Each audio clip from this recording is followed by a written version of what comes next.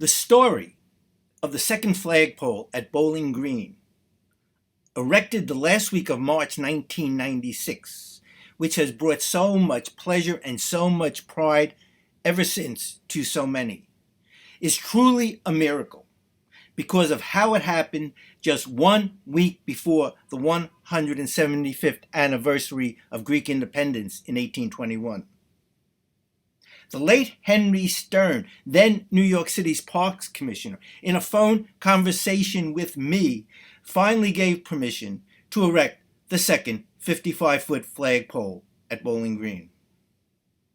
Commissioner Stern told me in that conversation, if your Greek friends are so interested in raising their Greek flag at Bowling Green, tell them to buy and erect another flagpole here.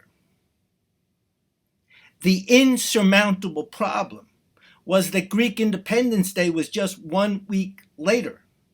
By all normal standards, it would be impossible to fund, find, and install a 55-foot flagpole here in just 1 week.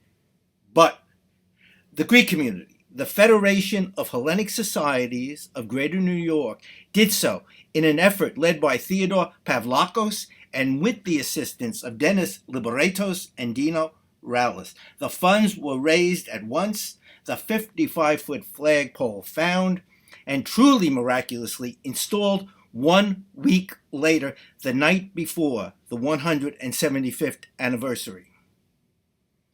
It was a glorious day here at Bowling Green, where New York City was founded, when, for the first time ever, another nation's flag, the Greek flag, was raised high over New York City at Bowling Green to fly beside our American flag. And the rest is wonderful history. Now in 2023, many of us are working and praying for another miracle to take place, with the blessing and inspiration of St. Nicholas, whose first church stood right here on Morris Street. That 2 flagpoles will be erected outside of the new St. Nicholas Church and National Shrine at the World Trade Center.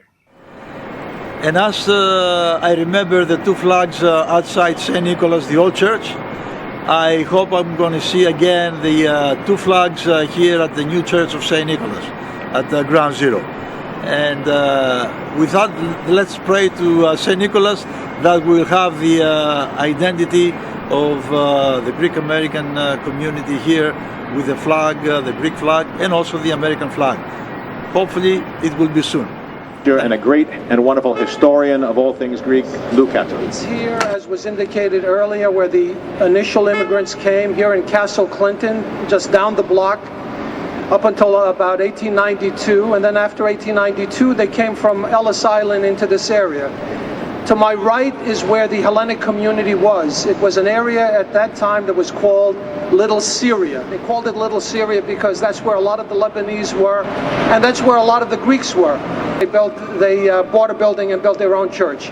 What's also significant is we're here on Broadway, and it's here in Broadway, on this location, going down to City Hall, that the first Hellenic parade in the United States took place in 1893, on April 6, 1893, where 300 Hellenes marched into the City Hall area.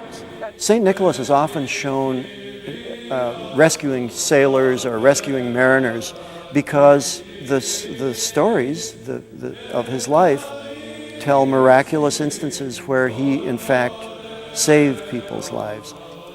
In time, wherever he would go, he was always feeding the hungry and clothing the naked and helping people when they were having difficult times in their lives.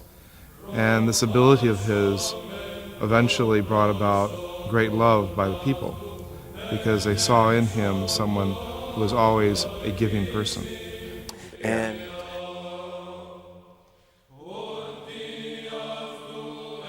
they said, and because of the holiness of life, that this is a worthy, here is a man who is worthy, regardless of his intellect, regardless of his miraculous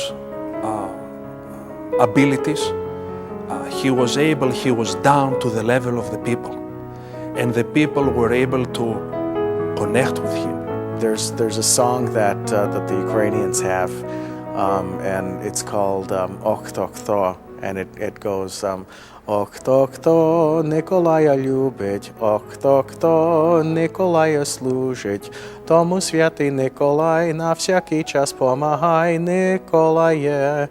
And it goes on for about 10 other verses, but that one means those who love Nicholas, those who serve Nicholas or who try to emulate Nicholas, he will come to your aid at all times. From the earliest immigrants who passed under the shadow of Lady Liberty through the gates of Ellis Island, to the amazing band of entrepreneurs who have filled New York City at every level of civil and social life. And the contributions of the Hellenes are evident around every corner as well.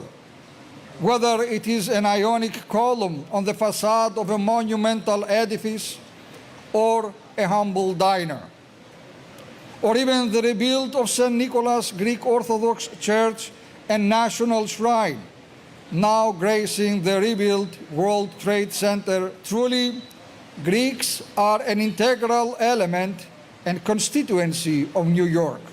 We stand with you for the good of our city and of all the New Yorkers. Zito η Ελλάδα!